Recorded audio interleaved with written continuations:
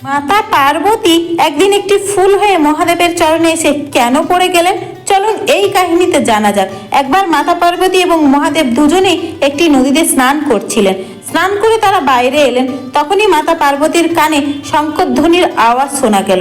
মাতা পার্বতীর মন ভক্তদের দিকে আকৃষ্ট হয়ে গেলেন। তখন মহাদেব মাতা পার্বতীকে বললেন, হে দেবী, তোমার মন কোথায় ভ্রষ্ট হয়ে গেল?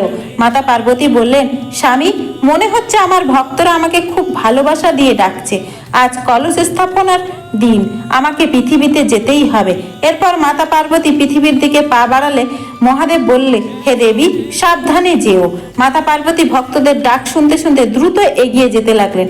মহাদেব দুঃখিত হয়ে কৈলাস পর্বতে ফিরে গেলেন। মাতা পার্বতী দ্রুত এগোতে থাকলেন। তখনই প্রবল বৃষ্টি শুরু হয়ে গেল। বৃষ্টিতে হাঁটতে হাঁটতে তিনি ক্লান্ত হয়ে পড়লেন। তখন তিনি একটি নৌকা দেখতে পেলেন। দৌড়ে উঠে পড়লেন সেই নৌকায়।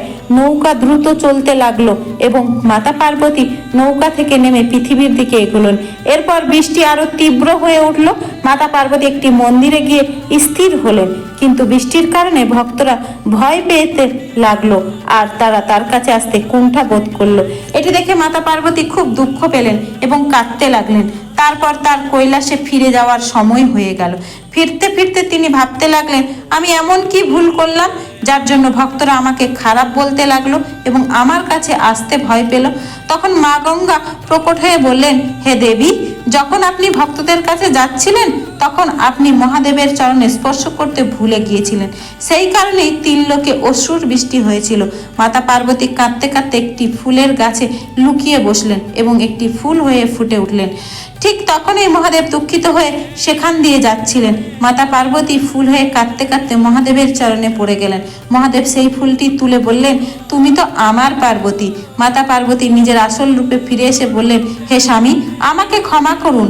আমি ভক্তদের ভক্তি দেখে আপনার চরণে স্পর্শ করতে ভুলে গিয়েছিলাম। এই কারণেই অনেক ভক্ত আমাকে প্রণাম করেনি। মহাদেব মাতা পার্বতীর মস্তকে হাত রেখে বললেন, যে নিজের ভুল স্বীকার করে তার ভুল ক্ষমা করা হয়। যেমন তুমি আমার চরণে স্পর্শ করে প্রণাম করেছো, তেমনি আমি তোমার উপর এবং তোমার ভক্তদের উপর সর্বদা আশীর্বাদ বর্ষণ করব। তখনই বৃষ্টি থেমে গেল এবং সকল জীবজন্তু আনন্দের নিচে উঠল। মহাদেব ও মাতা পার্বতী কৈলাস পর্বতে ফিরে গেলেন। হর হর মহাদেব।